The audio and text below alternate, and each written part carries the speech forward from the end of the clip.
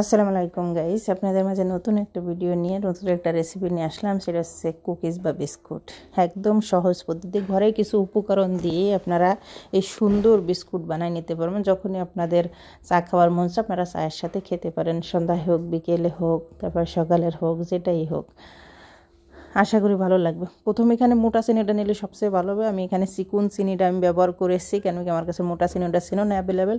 এই জন্য চিকন চিনিটার ভিতরে আমি কিছু পানি দিয়ে ভিজিয়ে রেখে দিয়েছি মাত্র 1 মিনিটের জন্য, যাতে চিনিটা না গলে। তারপরে আমি 1 থেকে 1.5 কাপের মতন এখানে আমি আটা ব্যবহার করেছি, কোনো ময়দা ব্যবহার করি নাই। তার ভিতরে দিয়ে দিলাম কালি জিরে হাতে একটু ম্যাশ করে, তারপরে দিয়ে দিলাম আস্ত জিরে হাতে ম্যাশ করে দিতে হবে, যাতে সুন্দর একটা ফ্লেভার বা সুন্দর একটা ঘ্রাণ বের হয়।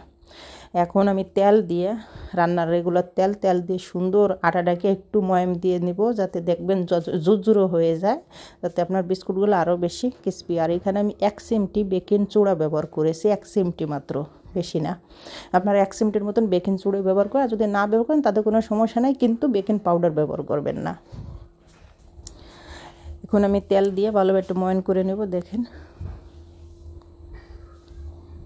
ময়ান করা হয়ে গেছে। যখন দেখবেন যে হাতের দিলে যে ভেঙে যায় বা এবং দলা পাওয়া যায়, তাহলে ঠিক আছে, একদম পারফেক্ট। এখন আমি হালকা হালকা অল্প অল্প করে পানি দিয়ে আমি সুন্দর করে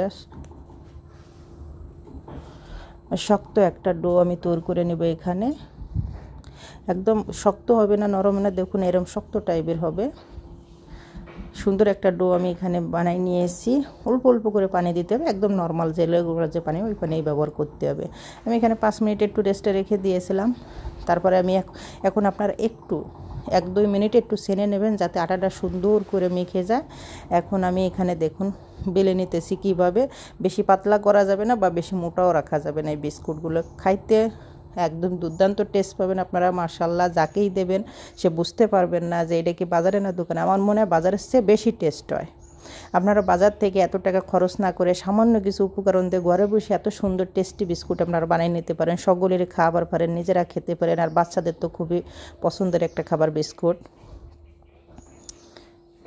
এখন আমি সমান করে পিছনের সাইডটা কেটে নিয়ে এখন আমি গোল শেপে, আমি মানে 4 শেপে আপনারা দেখুন আমি কিভাবে কেটে নিয়েছি। এরম আমি কেটে নিয়েছি, প্রতিটা বিস্কুট আমি এরম কেটে নিয়েছি। দেখুন বেশি পাতলাও না। এই বিস্কুটগুলো যদি একটু মোটা হয় তাহলে আরও বেশি ফুলবে, আরও বেশি সফট ক্রিস্পি হবে উপর থেকে। একদম দোকানের বিস্কুট চেয়ে বেশি ভালো পাবেন। আপনারা গ্যাসেও করতে পারেন এবং চুলায়। আমি এটা চুলায় বানাইছি, একদম নর্মাল আছে। সবসময় চুলের জাল একদম নর্মাল থাকতে হবে। দেখুন তেলটা কিন্তু গুনগুনে গরম হয়েছে, তখন কিন্তু এই বিস্কুটগুলো দিয়ে দিচ্ছি। আমি একদম সময় নিয়ে বিস্কুটগুলো ভাজতে, যত সময় নিয়ে ভাজবেন তত আপনার বিস্কুটগুলো ক্রিস্পি হবে। একদম পুরোটা ভিতর থেকে একদম উপরে ক্রিস্পি, ভিতরে একটু নরমও থাকবে না, একদম পারফেক্টলি কুক হয়ে যাবে। এই জন্য আস্তে আস্তে চুলের জাল দিতে হবে। গ্যাসও আপনারা ভেজে নিতে পারেন, গ্যাসে আরও ভালো হবে, চুলেও ভালো হবে, সব কিছুতে ভালো হবে। দেখুন আমি কিভাবে ভেজে নিতেছি। আমি এই সব বিস্কুট একই সিস্টেমের একই শেপে আমি কেটে নিয়েছি। আপনারাও এরকমভাবে কেটে নেবেন, না পাতলা না মোটা। এটা ভাজা পর আরও বেশি মোটা হয়ে পড়বে, আরও বেশি ফুলে যাবে। দেখুন আমি দেওয়ার সাথে দেখুন এখনই কী পরিমাণ ফুলে গেছে।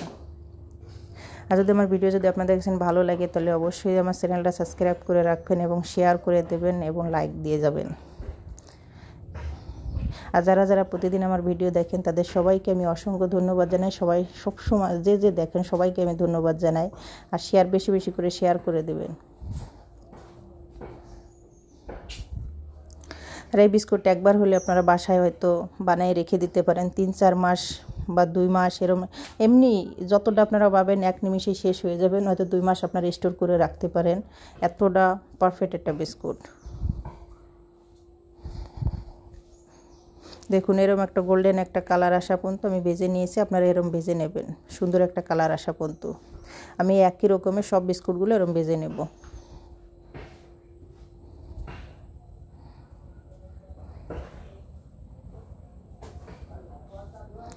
এখন কিন্তু আমার চুলের আঁচ কিন্তু একদম নর্মালে চলতেছে, একদম নর্মাল লো হিটই চলবা লাগছে। যত আমি চুলাই বানাচ্ছি একদম লো হিটই, গ্যাসে নয়।